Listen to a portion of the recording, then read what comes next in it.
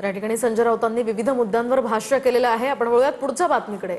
राष्ट्रवादीचे प्रदेशाध्यक्ष तटकरेंच्या कार्यपद्धतीवर प्रशांत किशोर नाराज असल्याची चर्चा आहे। राज्यातील नेतृत्व सोबत काम करणार नसेल तर पक्षासोबत काम करणं कठीण होईल असं प्रशांत किशोर यांनी सुनेत्रा पवार आणि पार्थ पवारांसोबत चर्चा करत म्हटल्याचं सूत्रांनी सांगितलंय। यापूर्वी झालेल्या 3 बैठकांमध्ये सुद्धा सांगूनही बदल नाही, मग काम करणं कठीण आहे। प्रशांत किशोर यांनी कालच्या बैठकीत असं मत व्यक्त केल्याचं सूत्रांनी सांगितलं। तर भविष्यासाठी काम करणं अपेक्षित असेल तर प्रदेशाध्यक्ष पदाचा निर्णय घ्या असं स्पष्ट करत प्रशांत किशोर आणि सुनेत्रा पवार यांच्या भेटीमध्ये झाल्याचं कळतंय।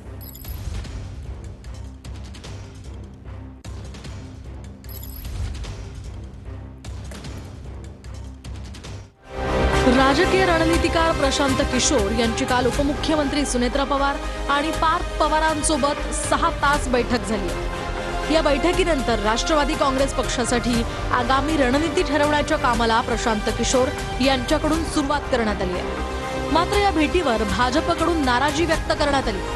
आता प्रशांत किशोर यांच्या टीमकडून राष्ट्रवादी काँग्रेससाठी राज्यभर सर्वेच्या कामालाही सुरुवात झाली आहे।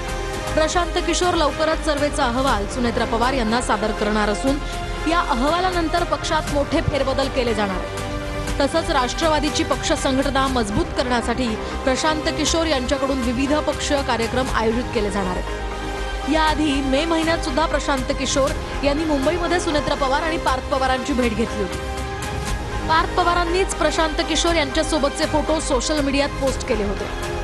राष्ट्रवादीचा वर्धापन दिनाचा कार्यक्रमही प्रशांत किशोर यांच्या मार्गदर्शनाखालीच पार पडला होता अशी ही चर्चा।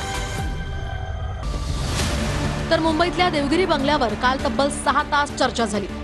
प्रशांत किशोर यांच्याकडून पक्षाच्या राज्य संघटनेमध्ये आमूलाग्र बदल करण्याची शिफारस केल्याची माहिती सूत्रांनी दिली आहे। राष्ट्रवादीला राज्यात पक्ष नेतृत्व बदलाची शिफारस केल्याची माहिती सूत्रांनी दिली आहे। त्याआधी प्रशांत किशोर आणि त्यांची टीम राज्यभर सर्वे करणार आहे। लवकरच या सर्वेचा अहवाल सुनेत्रा पवार यांना सादर केला जाईल असंही सूत्रांनी सांगितलंय। तर अहवालानंतर राष्ट्रवादी पक्षात मोठे फेरबदल केले जातील अशी ही माहिती सूत्रांनी दिली आहे।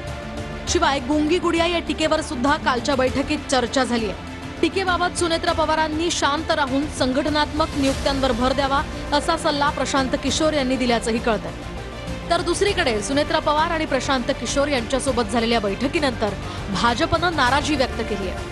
बिहारच्या बांकीपूरमध्ये झालेल्या पोटनिवडणुकीत प्रशांत किशोर यांनी भाजपचा पराभव करत मोठा विजय मिळवलाय। या निवडणुकीच्या निमित्तानं ते वारंवार भाजपवर जोरदार टीका करत होते आणि आता विजय झाल्यानंतर अवघ्या 3च दिवसांमध्ये ते सुनेत्रा पवारांना भेटले आणि या भेटीवर आता भाजपनं उघडपणे नाराजी व्यक्त केली आहे।